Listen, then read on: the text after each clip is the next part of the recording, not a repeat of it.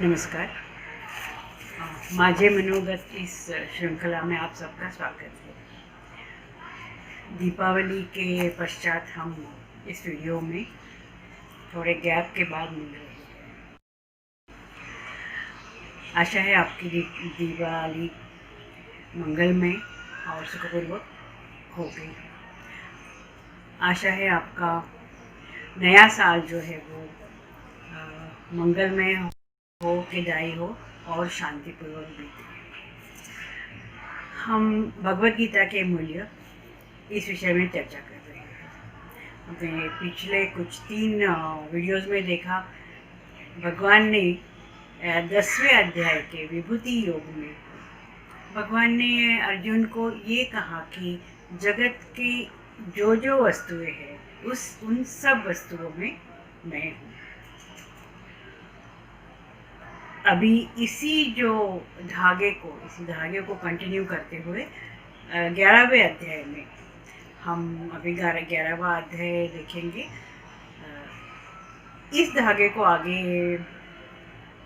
आगे ले जाते हुए भगवान अर्जुन को बताते हैं कि सब वस्तुओं में मैं हूँ और सब वस्तुएं मेरे अंदर है। मैं सब में हूँ और सब मेरे में है। ये जो सिद्धांत है, ये जो ज्ञान है, वो भगवान अर्जुन को देना चाहते हैं। इस 11वें अध्याय में भगवान ने आत्म तत्व के रूप में अपना विराट जो रूप है वो अर्जुन को बताया है। भगवद गीता का पुरुष का सिद्धांत और उसका अर्जुन को प्रत्यक्ष दर्शन करने के पश्चात अर्जुन अपनी श्रद्धा और ज्ञान पूर्णतः भगवान को समर्पित करता है। वो विराट रूप, विश्व रूप देखने के बाद अर्जुन के मन में भगवान के प्रति जो श्रद्धा है, उस श्रद्धा के कारण वो उसका जो श्रद्धा है, उसकी भक्ति है, वो अपने आप समर्पित हो जाती है भगवान का वो इतना अद्भुत रूप देख के। यहाँ वेद व्यास ने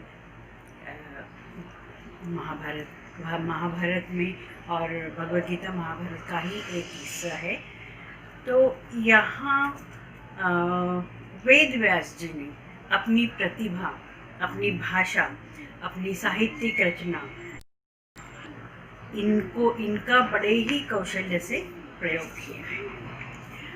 विराट रूप के बाद अर्जुन का जो मन में जो कुतूहल है, जो थोड़ा भय है, आदर है, भक्ति, इतनी सारी भावनाएं अर्जुन के मन में एक होके एक्सप्रेस हो रही है। सो भगवान व्यास जी ने इसका बहुत बड़ा सुंदर चित्रण किया हुआ है। विभूति का अनुभव करने के बाद अर्जुन का जो मोह जो है वो दूर हो गया और अर्जुन भगवान को विनती करते हैं कि हे पुरुषोत्तम, मैं आपके ईश्वरीय रूप को प्रत्यक्ष देखना चाहता हूँ। हे योगेश्वर, मैं आपके अव्यय रूप का दर्शन करना चाहता हूँ। अब अर्जुन जो है, मतलब अर्जुन की भगवान के ऊपर की जो श्रद्धा, वो हर एक अध्याय में द्विगुणित हो रही है। और यहाँ अर्जुन कहते हैं कि पश्य में पार्थ रूपाणी, आपका रूप में देखना चाहते हूँ।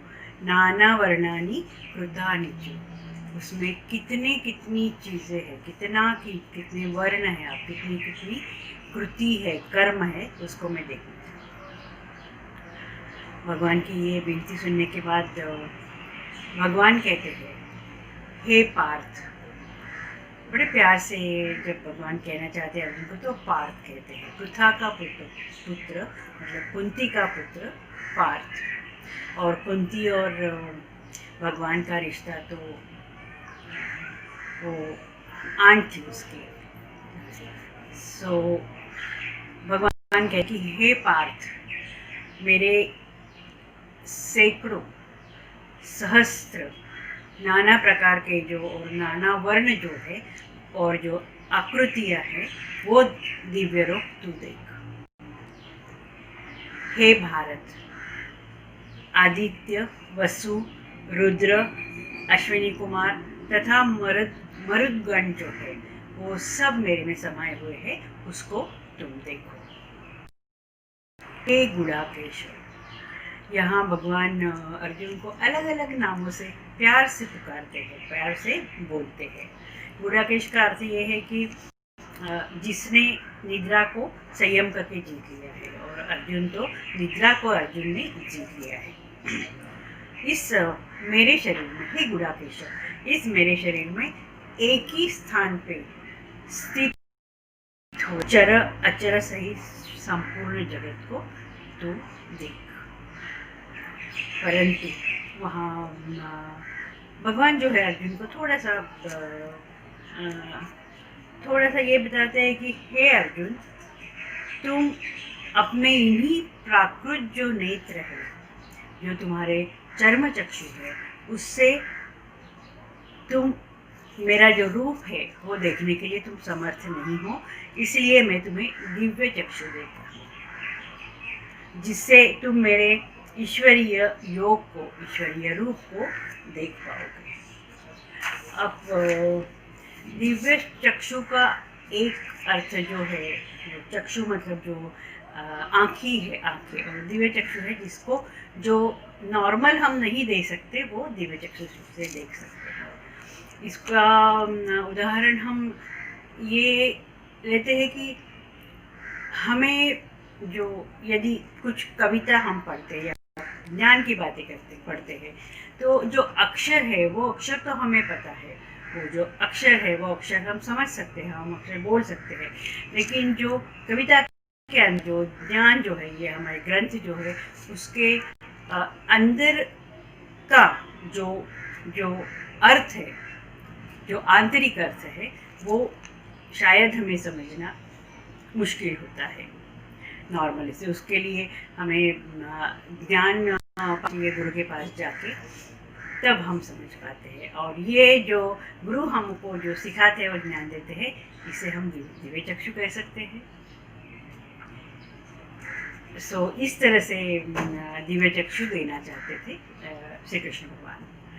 और हम हमारे जीवन के, नॉर्मल जीवन के जो उदाहरण लेते हैं कि नॉर्मली कुछ अभी तो आजकल तो यंग एज में भी होता है, जो हमारे जो आँख है, जो आँखों में वो कैटरेक्ट डेवलप हो जाता है।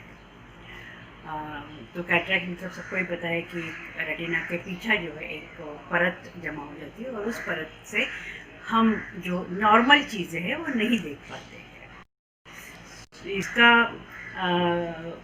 इसका मतलब है कि सब धुंधला दिखाई देता है। और जो ऑफ्टल डॉक्टर होते हैं वो जो कैटरेक्ट की जो परत हटा के ऑपरेशन के द्वारा और जो लेंस की सहायता से हमें जो दृष्टि जो है वो प्रदान करते हैं। उसके बाद जो हमें जगत दिखाई देता है, हम जो दिखाते वो कुछ अलग ही अनुभव है, कुछ विलक्षण अनुभव होता है कि पहले कुछ दिखाई नहीं देता है, अब सब दिखाई दे रहा है। ये भी क्या दिव्य चक्षु नहीं है? इसको हम जो मॉडर्न जो दिव्य चक्षु है वो कह सकते हैं। और एक उदाहरण मेरे मन में आ रहा है कि ये जो कुछ साल पहले वो 3D सिनेमा आए थे, 3D चित्रपट आए थे। जो देखने के लिए हम हॉल में जाते थे, सिनेमा हॉल में जाते थे, तब एक चश्मा देते थे देखने के लिए वहाँ, और उसका वो पहनने के बाद हम जो 3D जो है वो 3D इफेक्ट है जो वो देख पाते थे। ये भी क्या दिव्य चक्षु नहीं है? ये तो हमारी लेवल पे, सामान्य लोगों की लेवल की दिव्य चक्षु है। ये दिव्य चक्षु भगवान जो है वो अर्जुन को देते हैं, प्रदान करते हैं, और वो जो भगवान का जो रूप है वो देख सकते हैं।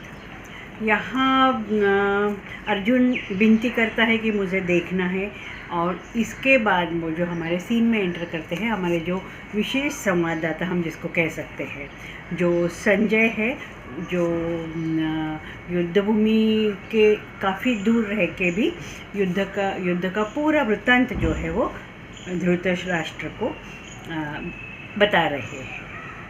और जो ये दर्शन है, जो विराट दर्शन है, जहाँ अर्जुन कह रहा है तो श्री कृष्ण कह रहे हैं, ये सब उनको बताते हैं। अभी जो संजय जो है यहाँ बता रहे हैं धृतराष्ट्र को कि अर्जुन ने क्या देखा, किस तरह से वो विराट दर्शन देखा।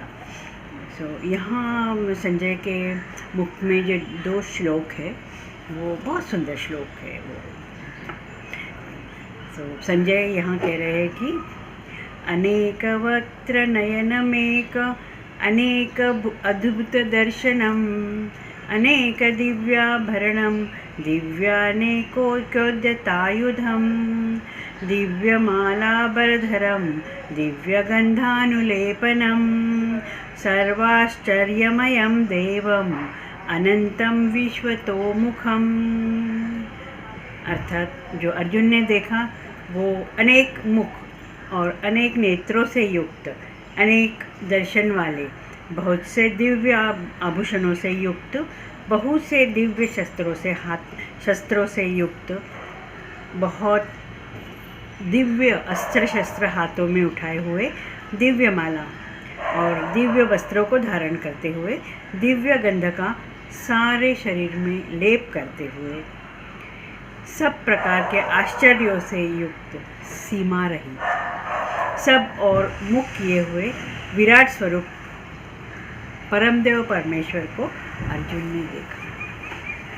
यहाँ बहुत सुंदर वर्णन किया है कि किस तरह से भगवान श्री कृष्ण ने विराट रूप धारण किया था।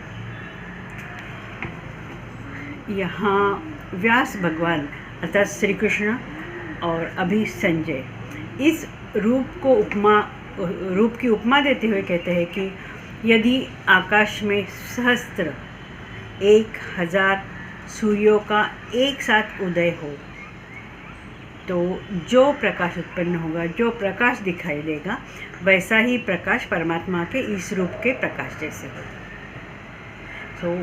परमेश्वर का श्री कृष्ण भगवान का जो रूप इतना शाइनिंग, इतना प्रकाशित है कि वो इस तरह से उसने संजय ने उपमा दी। आगे संजय कहते हैं कि ये रूप देखकर अर्जुन का जो कंठ जो है वो अवरुद्ध हो गया। अर्जुन ने संपूर्ण जगत को श्री कृष्ण भगवान के शरीर में स्थित देखा। आश्चर्यचकित हुए अर्जुन, हर्षित, वो हर्ष भी हुआ, उसको थोड़ा भय भी लग रहा था।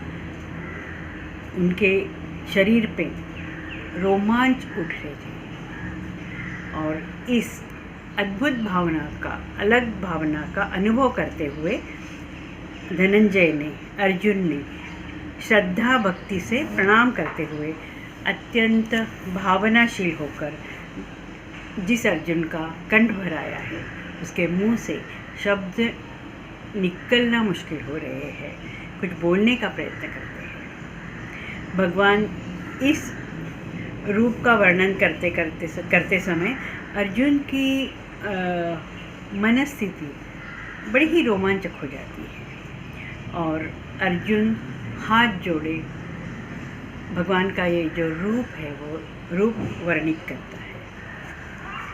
अगले 15 श्लोकों में श्लोक नंबर 15 से श्लोक नंबर 30 तक अर्जुन ने इस पूरे अद्भुत अनुभव का, अद्भुत रूप का जो वर्णन है वो भगवान श्री कृष्ण को, खुद ही भगवान श्री कृष्ण के बोल रहे हैं कि आप इस तरह से दिख रहे हो। आपका जो रूप है वो प्रकाशमान है, आपका रूप है जो अद्भुत है, वो रूप में मैं क्या क्या सब जगत आपके रूप में देख रहा हूँ, आपके अंदर देख रहा हूँ।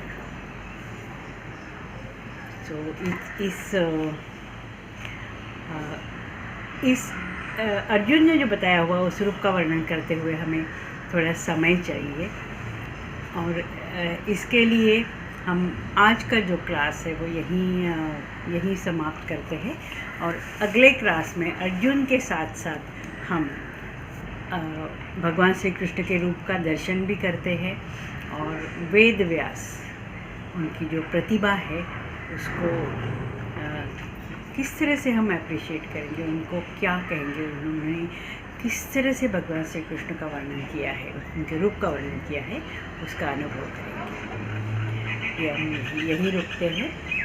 नमस्कार।